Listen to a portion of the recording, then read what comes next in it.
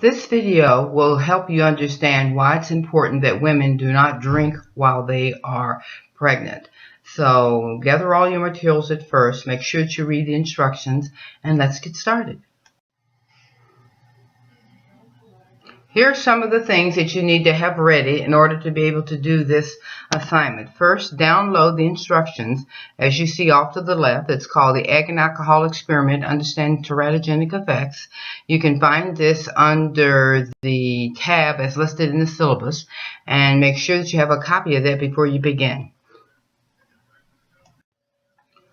Okay, now that you've gathered all of the instructions, it's time to select your materials. You'll need one raw egg, one 8-ounce plastic cup. You'll need one 1-ounce plastic cup or measuring cup. It's kind of like a shot glass.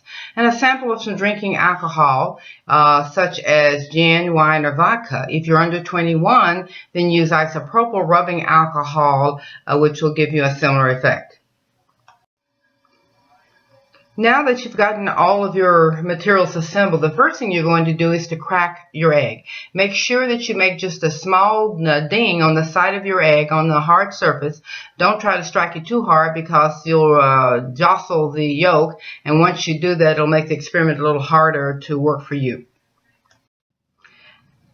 After you've made a crack in the side of your egg, very carefully take both of your thumbs on either side of the crack and gradually pull it apart until the egg and yolk fall into a clear cup. Make sure you do this very carefully so that you don't break up the egg yolk, because once you do that, it'll become mixed in with the egg white. It'll make it very difficult for you to see the effects of the alcohol on the egg. The next thing you need to do is to take the alcohol. If you're using regular alcohol that people drink, just pour about 1 ounce of it into a shot glass. If you're using isopropyl alcohol, the same amount, and set that aside. Okay, the next thing you need to do is to pour exactly 1 ounce of alcohol, a shot glass worth, into a clear glass or cup. You see a shot glass in the picture there. You can also use any other receptacle that's about the same size. All you need is about 1 ounce. Pour the 1 ounce cup of alcohol very slowly over the raw egg in the cup. Okay, this is where the interesting part takes place. The cup to the left is a raw egg that doesn't have any alcohol on it. The cup on the right is an egg where alcohol has been poured over it, and it's been about 2 to 3 minutes. If you look carefully, you can see that already there are changes in the alcohol. This is a very interesting part because this gives you an idea of just how toxic alcohol is to protein tissue.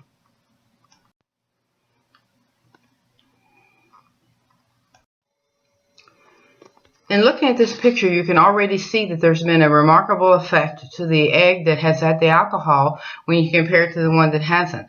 Look and see how the egg white has kind of become a little opaque, and the bright, vibrant egg yolk is just a little bit dimmer. Let's look at some more slides a little bit further here.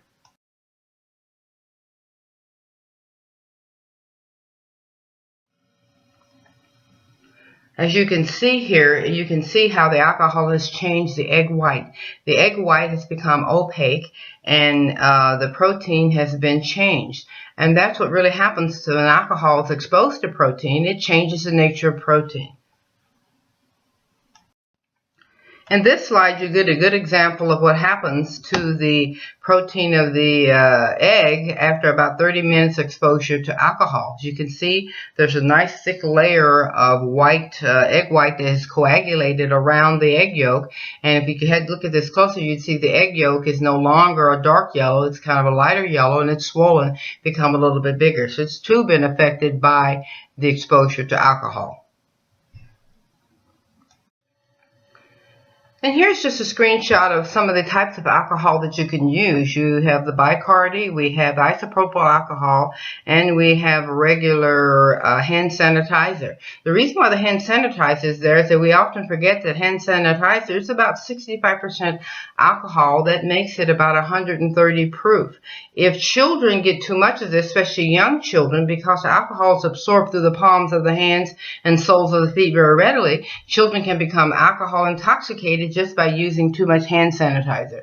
So we have to be careful about that. Of course, we're not advocating that anybody drinks isopropyl alcohol. That's just merely there in case you don't have access to, or you're too young to use the regular alcohol in doing the experiment. So for doing the experiment, you can either choose a regular type of alcohol, rum, tequila, Bacardi, or whatever. If you're too young, not 21, and can't buy those things or handle those things, then you can do the same effect by getting isopropyl alcohol at the drugstore. Just make sure that you keep that up and out of the way of children.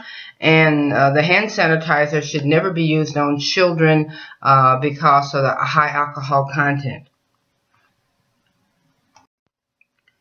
And lastly, these are the questions that I want you to ask and post and reply to. You can also contact some of your classmates online. If you've established a study group, you can start there. And some of the questions I want you to think about are, how does this activity help you understand the consequences for the fetus when a pregnant woman drinks? I think a lot of times we don't have a vivid example as to what's really happening. But something is happening when a woman drinks. Although this is not happening exactly like we're doing it with this experiment, something is happening. So how does this help you better understand the consequences of what will happen if a woman drinks, or what could happen?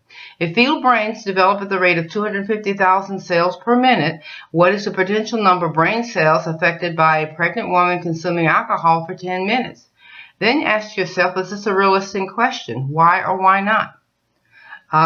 Third question, what developmental theory would you use to explain the situation where a pregnant woman consumes alcohol despite warnings that it would likely harm her fetus? Because there are plenty of people that understand that it is harmful to drink, but they go ahead and drink anyway. So why do you think they're still doing this? And the fourth question is, how do you explain the statistics that college-educated women are more likely to drink while pregnant than women who have less education? Why is it that even though it's all this education information, that college women are not getting the message that drinking is harmful to fetuses? Drinking is the #1 cause of preventable mental retardation for fetuses, and that also is the #1 cause of behavioral issues and all of that. So we've got to look at this carefully when we start to drinking and being pregnant. So I'll be interested in seeing what you post online, and we'll share these ideas with the class.